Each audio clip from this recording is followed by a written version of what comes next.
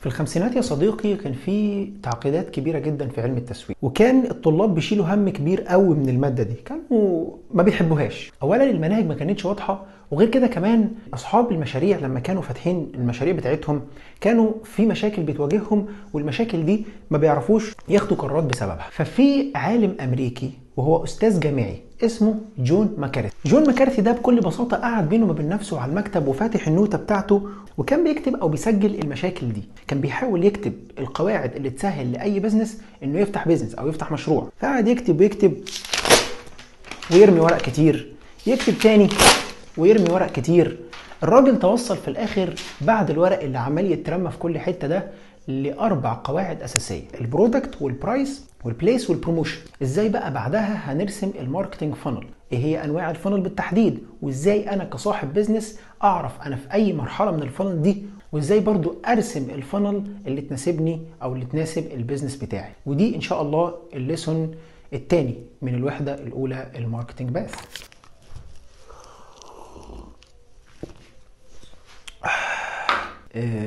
الموضوع طالما فيه قهوه فاعرف ان ليسون تقيل، فلو انت لسه ما جبتش القهوه بتاعتك اتمنى انك تجيبها، لان اللي احنا عملناه في الليسون اللي فات ده كان زغزغه، ده ما كانش حاجه من الكورس خالص. فاتمنى انك انت تجيب كوبايه القهوه بتاعتك وتركز قوي معايا في الليسون ده. يلا بينا علشان نتعرف على الماركتنج ميكس وايه هو الفانل.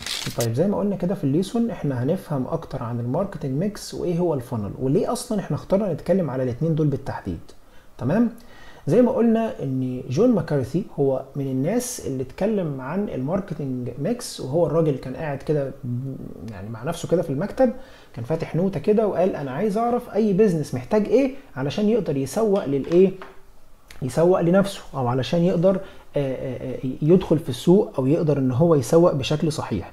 ايه الحاجات اللي كل بيزنس محتاجها علشان يقدر يسوق بشكل صحيح؟ تفتكر حد لما يفتح مشروع مثلا، هل مجرد انه لما يفتح او لما يكون عنده منتج حلو مثلا او ترندي او خدمة كويسة ممكن يقدمها الناس عليها طلب، هل هي ليها يعني هل ده كفاية علشان ينجح؟ طب هل الموضوع ممكن يكون محتاج مثلا وصفة سحرية سرية يقدر ان هو يسوق بيها؟ هو ده الماركتنج ميكس. هي عبارة عن وصفة كده لخبطة كده مع بعض. الوصفة دي لازم ان يكون كل جزء فيها تمام احسن من التاني ويكونوا مكملين بعض. طب ايه هم الوصفة دي، او الوصفة دي مكونة من ايه او عبارة من ايه؟ زي ما قلنا كده الماركتنج ميكس هي الخلطة او التركيبة اللي بنحدد ازاي هنقدم المنتج او الخدمة ده. طيب هي مكونة من ايه؟ الماركتنج ميكس ده مكون من ايه؟ ايه الخلطة؟ ايه البهارات دي بالظبط؟ جون ماكارثي حدد لك الخلطة دي من خلال 4 بيس. قال لا خلينا نفتح كده الدرو بتاعتنا. قال لا ايه الفور بيس دي؟ معلش خليني انا اسف جدا على الخط والله، بس عشان احاول اوضح على قد ما اقدر. الفور بيس وهي الاربعة بي: بي 1 بي 2 بي 3 بي 4.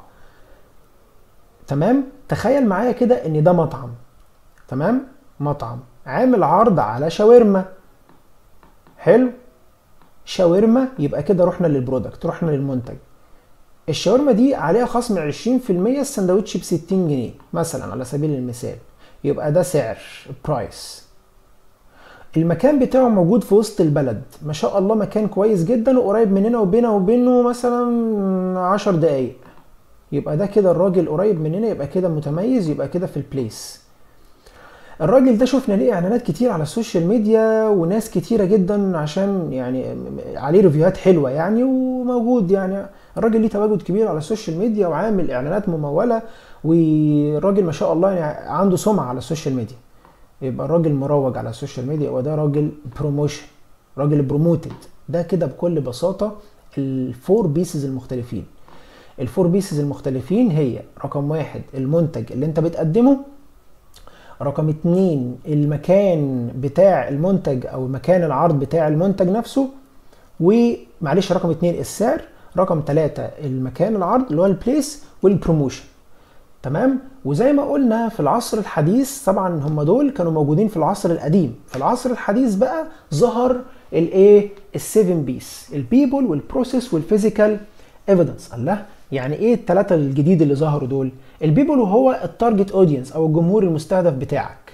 في ناس كتير او شله كبيره سمعوا عن العرض بتاع المطعم وراحوا عشان يجربوا الايه. يبقى دول ناس مهتمين، دول ناس انترست بالحاجه. تمام. بعد كده يا باشا قرروا ان هم ايه، يجربوا، يفتحوا المنيو ويشتروا ويجربوا عرض الملوك، ويروحوا يجربوا كمان في عرض. يبقى ده كده البروسيس، عمليه البيع والشراء وعرض المنتج. دي كده من ضمن الايه او البيس السته من الايه، من السيفن بيس. اخر بيس معانا وهي الفيزيكال ايفيدنس. والفيزيكال ايفيدنس دي بكل بساطه هي ايه؟ هي الريفيوهات. بعد ما الشله بتاعت محمد خلصوا الاكل تمام، قالوا ما شاء الله الشاورما سبايسي وطعمها حلو واحنا هنيجي ان شاء الله نطلب تاني. ده كده الريفيو بتاع الايه، بتاع او السمعه الجيده بتاعه الايه، بتاعه المطعم. ده كده بالظبط الفور بيس او الخلطه السحريه اللي كل بيزنس لو تميز في الخلطه دي كلها كده وطلعها باحسن نسخه ممكنه هنقدر او هيقدر ان هو ينجح البيزنس بتاعه. تمام. طيب لو تلاحظ معايا كده، هل احنا ذكرنا حاجه؟ يبقى احنا كده دخلنا على حاجه اسمها الفانل. ايه علاقه السيفن بيس بالفانل؟ هقول لك يا معلم. علشان تمشي العميل جوه الفانل، وانا هعرفك ازاي بقى الفانل بشكل تفصيلي. احنا الفانل اتكلمنا عليها في الليسون اللي فات، ولكن ان شاء الله هنشرحها بشكل تفصيلي في الليسون ده. علشان تمشي العميل جوه في الفانل بشكل صحيح لازم تكون ظابط كل حاجه في الماركتنج ميكس. الله، يعني ايه؟ لو المنتج وحش العميل هيخرج من الفانل بسرعه، السعر مش مناسب، السعر ما عجبوش، هيتردد ومش هيشتري حاجه، مكان البيع مش مريح او مش كويس او مش متاح، مش هيوصل اصلا او مش هيوصل لك، مش هيجي لك. مفيش ترويج، مفيش اعلانات، محدش هيشوفك، محدش هيعرفك من الاساس. يبقى ده اللي ينقلنا يا معلم عن الماركتنج فانل او القمع التسويقي. واحنا اتكلمنا عن القمع التسويقي ده في السيشن اللي فات، وقلنا ان هو عباره عن 3 حاجات اساسيين. لا هو مش 3. الفانل بشكل رئيسي واللي انا عايزك تعرفه هو مكون من ايدا موديل. لا يعني ايه ايدا موديل؟ احنا بدأنا نخش في كلام معقد. في ناس كتيرة لو لسه بتتعلم البيزكس ومش فاهمه ماركتنج هيبداوا ان هم يخشوا شويه، يعني في شويه حاجات كده هيبداوا ان هم ايه، يخافوا منها. لا انا مش عايزك تخاف، الموضوع بسيط وسهل وما فيهوش اي حاجه، ولكن انا عايزك بقى تبدا تركز معايا من دلوقتي اللي احنا بدأنا نخش في الجد. تمام. الايدا موديل او الفانل التسويقي. الفانل التسويقي او الايدا موديل ده هو يعتبر جزء او الجزء التقليدي من الفانل. لا يعني ده دليل ان انا عندي كذا نوع من الفانل ده. عندي كذا نوع، بس ده الفانل التقليدي اللي انا بشرح لك عليه علشان تفهم اصلا باختصار يعني ايه فانل. باختصار كده هو ده الفانل العام اصلا. طيب ايه هو الجزء الواسع من الفانل ده؟ تخيل ان في واحد شاف الاعلان بتاعك على الفيسبوك، شافه بس مجرد ان هو شافه والاعلان بتاعه ظهر له، يبقى كده بالظبط هو كده في مرحله الاويرنس. يبقى البيزنس ده في مرحله اويرنس.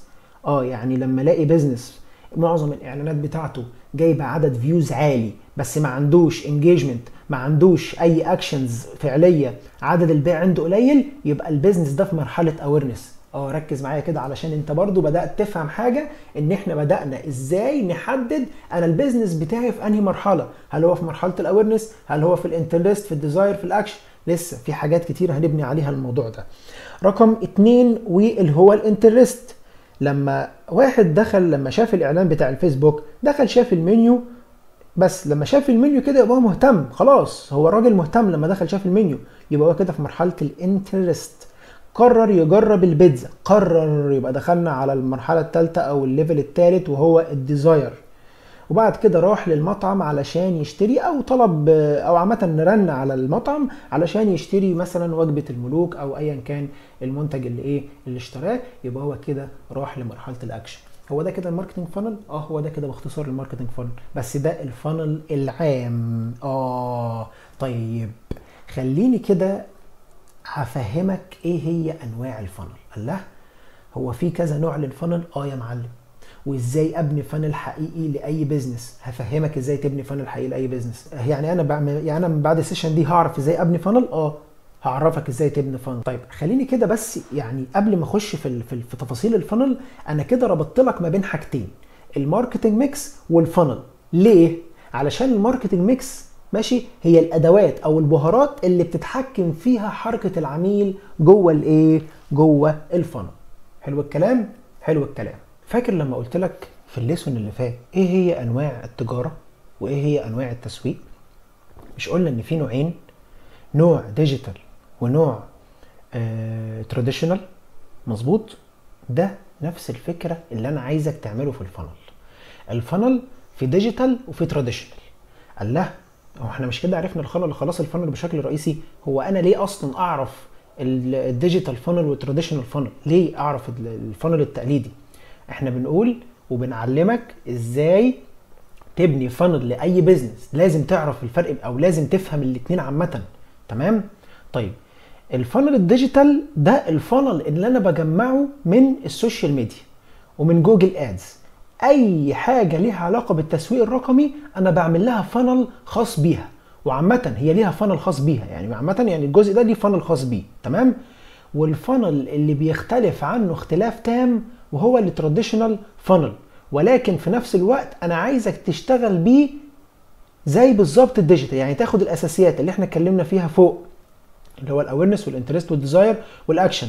طب انا ازاي في التراديشنال فانل هعرف اطلع الانترست؟ انت مش هتعرف تطلع الانترست ولا هتعرف تطلع الايه، معلش الاهتمامات والسلوكيات بتاعه الايه، بتاعه البيزنس. ولكن الفانل بتاعه التراديشنال بتبقى عامله ازاي؟ خليني كده اطلع لك بس رسمه بسيطه كده للتراديشنال فانل، او من التجاره التقليديه ازاي بيرسموا الفانل بتاعهم.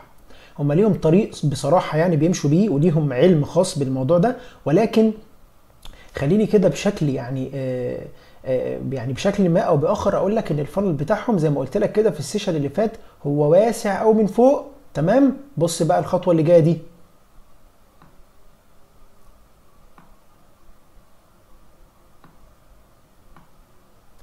ده كده شكل الفانل بتاع الايه، التراديشنال، اللي هو ده.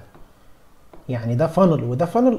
الفانل بتاع الديجيتال خلاص هو واضح بشكل عام. انا لو كنت بعمل برزنتيشن كنت عملته بالشكل ده، بس عامه عادي خير، ما خدتش بالي. المهم انك انت فاهم ليه بقى. فاكر لما قلنا في السيشن اللي فات ان الاعلانات بتاعت بيبسي اللي بتيجي في التلفزيون والكلام ده كله مليار، ممكن مليار شخص يشوف الاعلان في اليوم، ممكن مليار شخص يشوف الاعلان في اليوم، ممكن نص مليون يشوف الاعلان في اليوم، ممكن مليون في كل ساعه، عادي جدا.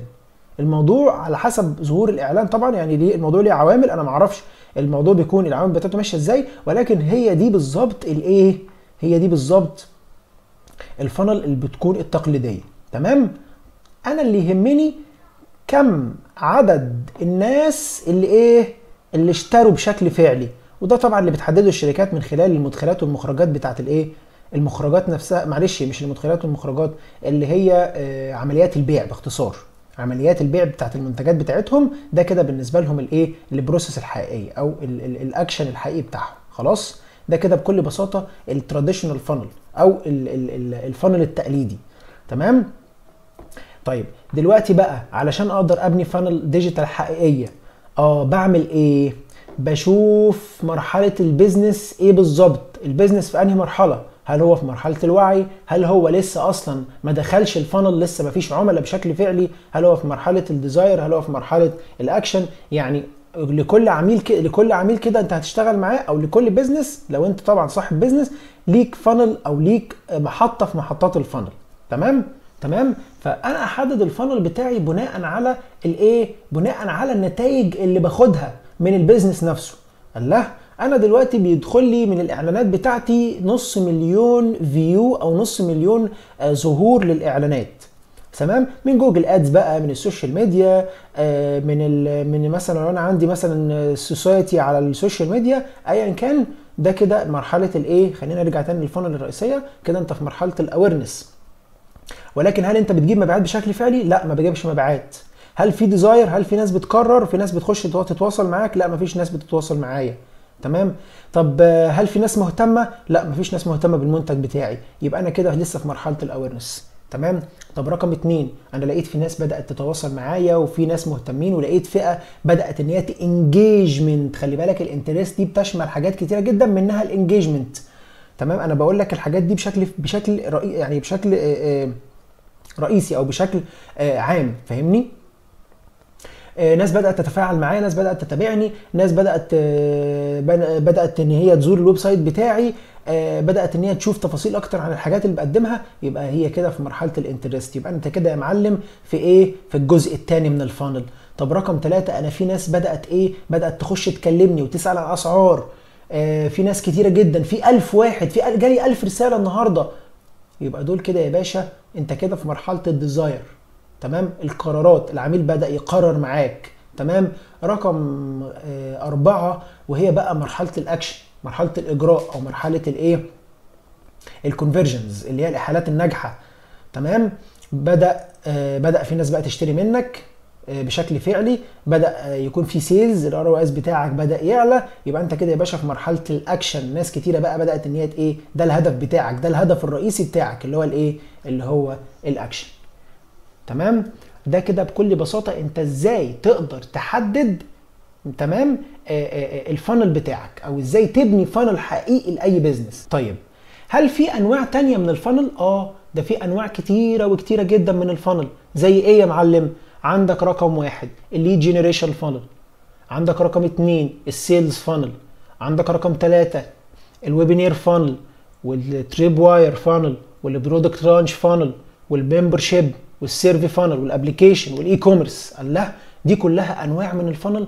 دي كلها انواع من الفانل، وكل فانل ليه ليه البيزنس بتاعه. خلي بالك كل بيزنس وليه الفانل اللي خاص بيه، وده اللي احنا اتكلمنا عليه في السيشن الاول. انا جمعت لك بقى في الشيت ده كده تمام نوع الفانل او الفانلز اللي احنا اتكلمنا عليها ورا دي وتعريفها ومثال عليها. يعني عندك الليد جينيريشن فانل، تمام، هو هدفه او تعريفه بيجمع بيانات الناس زي الايميل او التليفون علشان تتابع معاهم بعدين. ده هدف الليد جينيريشن فانل. الله. وعندك السيلز فانل، تحويل العميل من شخص مهتم لعميل ديزاير، شاري خطوه بخطوه.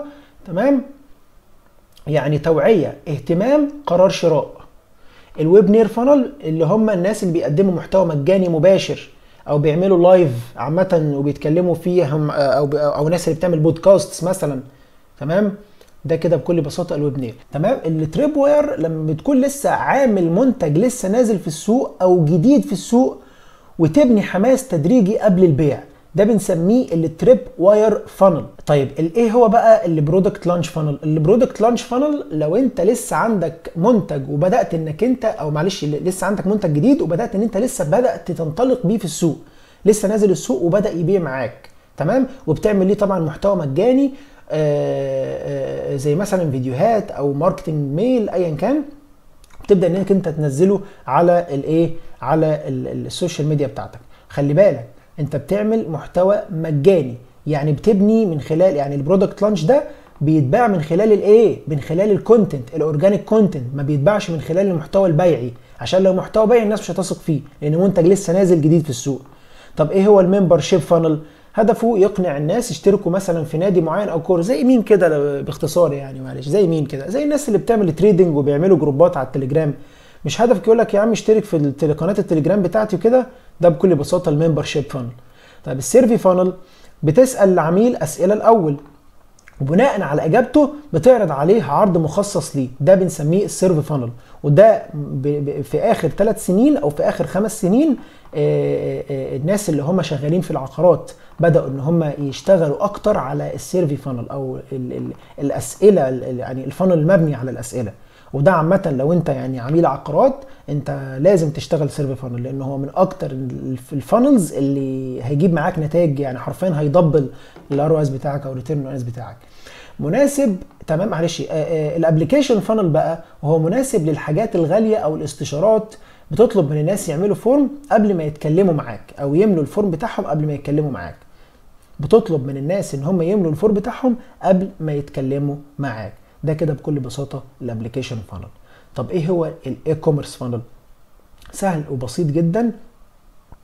بيكون مبني حول منتجات معينه، تمام، او المنتج اللي انت بتقدمه وبيكون عليه عروض، تمام، على الويب سايت بتاعك او على اللاندنج بيج بتاعتك، وبيتعمل له اب سيل او كروس سيل. وهنفهم اصلا يعني ايه اب سيل وكروس سيل ان شاء الله في الليسونز اللي جايه، او في ليسون اللاندنج بيج طبعا اللي هي هتكون تقريبا المحاضره ال10 او ال9. تمام. دي بقى امثله بسيطه كده لكل فانل. الفانل ده ملخص لك كده بكل بساطه ايه هي انواع الفانل، وانت من نفسك بقى اي بيزنس عامه، اي بيزنس معاك بدات تشتغل عليه، لو انت ميديا باير، لو انت صاحب بيزنس عامه، انت هتفهم وهتعرف الفانل المناسب ليك. يبقى احنا كده بكل بساطه عرفنا الفرق ما بين كل فانل. وطبعا انا هسيب لك لينك الفانل ده تحت الفيديو ده في الديسكريبشن. يبقى كده بكل بساطه وبكل اختصار عرفنا الفرق ما بين الماركتنج ميكس والفانل، وليه انا جمعتهم لك. تمام؟ لان في التسويق يا معلم مش اهم حاجه انك توصل للعميل، او مش الاهم انك انت تبيع، لا، الاهم انك انت تتحكم في كل خطوه بياخدها وتعرف اكتر عن الرحله بتاعه العميل ده. يعني انت هتخش بقى في رحله العميل، خلاص انت فهمت الفانل بتاعك، قدرت انك انت تبني الفانل بتاعك، خلاص هتقدر وهتعرف انت ازاي بقى ايه تفهم دماغ العميل ورحلته معاك وشخصيته معاك. وده اللي ان شاء الله هنتكلم عليه في السيشن اللي جايه. تمام؟ وهي الكاستمر جورني، رحله العميل، والباير بيرسونا اللي هي خصائص العميل. استناك في الليسون اللي جاي.